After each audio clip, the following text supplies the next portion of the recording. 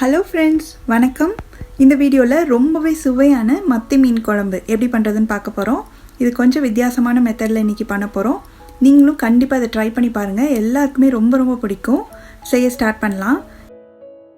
இதுக்கு ஃபஸ்ட்டு நம்ம ஒரு மசாலா ரெடி பண்ண போகிறோம். அதுக்கு ஒரு பேனை சூடு பண்ணி அதில் 1 டீஸ்பூன் அளவுக்கு எண்ணெய் சேர்த்துக்கலாம்.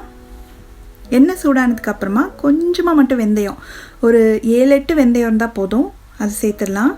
இது கூடவே 1/2 டேபிள் ஸ்பூன் அளவுக்கு மிளகு, 1/2 டேபிள் ஸ்பூன் சீரகம், கொஞ்சமாக கருவேப்பிலை.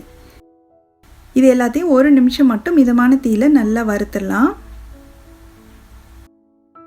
அடுத்து ஒரு 4 பூண்டை 2 வெட்டி சேர்த்துக்கிறேன். 2 சின்ன சைஸ் பெரிய வெங்காயத்தை பொடியாக நறுக்கி சேர்த்துக்கிறேன். வெங்காயம் உங்ககிட்ட சின்ன வெங்காயம் இருந்ததுன்னா கண்டிப்பாக அதை சேர்த்துக்கோங்க, இன்னுமே சுவை நல்லாயிருக்கும். இந்த வெங்காயம் பூண்டெல்லாம் நல்லா வதங்கணும். மிதமான தீயிலே வச்சு இந்த அளவுக்கு நல்லா வதக்கிக்கோங்க. அடுத்து ஒரு பெரிய தக்காளியை பொடியாக வெட்டி சேர்த்துக்கலாம். இந்த தக்காளி நல்லா மசிஞ்சு சாஃப்ட் ஆகிற வரைக்கும் வதக்கி விட்டணும்.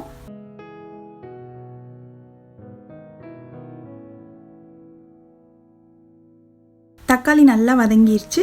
இப்போ நம்ம ஒரு 1/4 டீஸ்பூன் அளவுக்கு மஞ்சள் தூள், 1 டேபிள் ஸ்பூன் மிளகாய் தூள், அப்புறம் 1 டேபிள் ஸ்பூன் அளவுக்கு கொத்தமல்லி தூள், இது எல்லாத்தையும் சேர்த்துட்டு நல்லா வதக்கி விட்டுணும். கைவிடாமல் வதக்கிட்டே இருக்குங்க. அப்போ தான் இந்த பொடியெல்லாம் கருகாமல் இருக்கும். ஒரு நிமிஷம் மட்டும் நல்லா வதக்கினதுக்கப்புறம் ஸ்டவ் ஆஃப் பண்ணிவிட்டு இது எல்லாத்தையும் நல்லா ஆற வச்சிடலாம். நல்லா ஆறினதுக்கப்புறமா இந்த மாதிரி மிக்ஸி ஜாரில் மாற்றிட்டு கொஞ்சமாக மட்டும் தண்ணி சேர்த்து இது நல்லா ஸ்மூத் பேஸ்ட்டாக அரைச்சி எடுத்துகிட்டு வந்துடலாம். மசாலா ரெடி பண்ணியாச்சு. அடுத்து இப்போ குழம்பு வைக்க ஸ்டார்ட் பண்ணிடலாம். ஒரு பேனை சூடு பண்ணி அதில் 2 டேபிள் ஸ்பூன் அளவுக்கு நல்லெண்ணெய் சேர்த்துக்கலாம். நல்லெண்ணெய் சேர்த்து செய்யுங்க, மீன் குழம்பு ரொம்ப நல்லாயிருக்கும். எண்ணெய் சூடானதுக்கப்புறமா ஒரு 1/4 டீஸ்பூன் வெந்தயம். வெந்தயம் தான் மீன் குழம்புக்கு நல்ல ஒரு மணத்தை கொடுக்கும். அதனால் கொஞ்சம் வெந்தயம் கண்டிப்பாக சேர்த்துக்கோங்க. இது கூடவே கொஞ்சமாக கறிவேப்பிலை. ஏற்கனவே நம்ம மசாலாவில் வெங்காயம் சேர்த்து அரைச்சிருக்கோம். அதனால் கொஞ்சமாக மட்டும் ஒரு 2 டேபிள் ஸ்பூன் அளவுக்கு மட்டும் பொடியாக நறுக்குன்னு வெங்காயம் சேர்த்துக்கலாம். இப்போ இது எல்லாத்தையும் நல்லா வதக்கி விட்டணும்.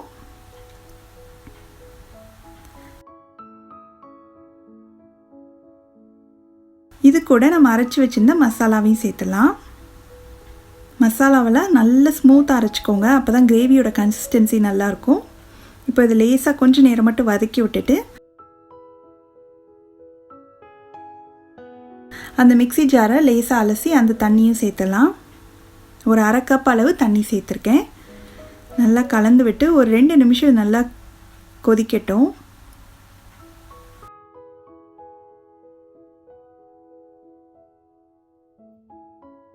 அடுத்து புளி கரைசல் சேர்க்கணும். மீன் குழம்புக்கு எப்போவுமே கொஞ்சம் புளி அதிகமாக இருந்தால் தான் நல்லாயிருக்கும். அதனால் ஒரு பெரிய எலுமிச்சம்பழம் அளவு புளியை தண்ணியில் ஊற வச்சு இந்த மாதிரி கெட்டியாக புளி கரைசலாக எடுத்து வச்சுருக்கேன்.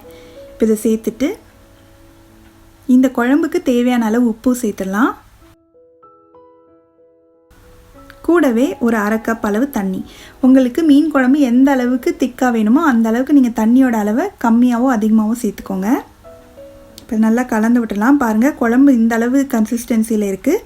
இது நல்லா கொதித்து வரும்போது இன்னுமே கெட்டியாகும். அதனால நான் இந்த அளவு வச்சுக்க போகிறேன். இப்போ ஒரு 5 நிமிஷம் மட்டும் நல்லா கொதித்து இந்த மசாலாவோட பச்சை வாசனைலாம் போகிற வரைக்கும் இருக்கட்டும்.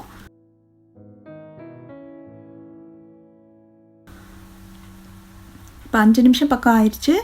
கிரேவி பாருங்கள், முன்னாடி இருந்ததை விடவே கொஞ்சம் திக்காக இருக்குது. இப்போது இதில் நான் கொஞ்சமாக ஒரு 5-6 பீஸ் மாங்காய் சேர்க்குறேன். மாங்காய் எப்போவுமே மீன் குழம்புக்கு நல்ல ஒரு சுவையை கொடுக்கும். மாங்காய் சேர்த்ததுக்கப்புறம் ஒரு 1/4 கிலோ அளவுக்கு மத்தி மீன் இருக்குது. நல்லா கழுவி சுத்தம் பண்ணி எடுத்திருக்கேன். அதை இதில் சேர்த்துடலாம்.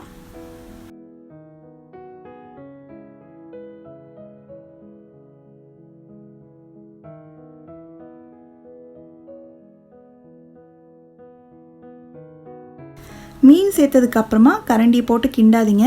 மீனெல்லாம் அந்த குழம்புல நல்லா முங்குற மாதிரி வச்சுட்டு மூடி வச்சிடணும். மூடி ஒரு 5 நிமிஷம் இருந்தால் போதும்.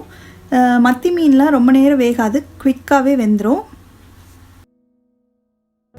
மிதமான தீயிலே வச்சு ஒரு 5 நிமிஷம் வேக வச்சாச்சு. இப்போ திறந்து பார்க்கலாம்.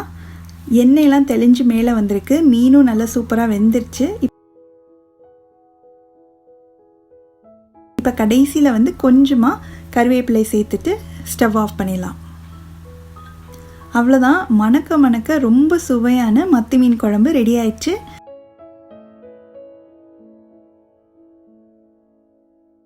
நீங்களும் இந்த மாதிரி ஒரு தடவை மீன் குழம்பு செஞ்சு பாருங்கள், எல்லாருக்குமே ரொம்ப பிடிக்கும். நீங்கள் செஞ்சு பார்த்தீங்கன்னா மறக்காமல் எப்படி வந்ததுன்ற கமெண்ட்ஸை ஷேர் பண்ணுங்கள். தேங்க்ஸ் ஃபார் வாட்சிங்.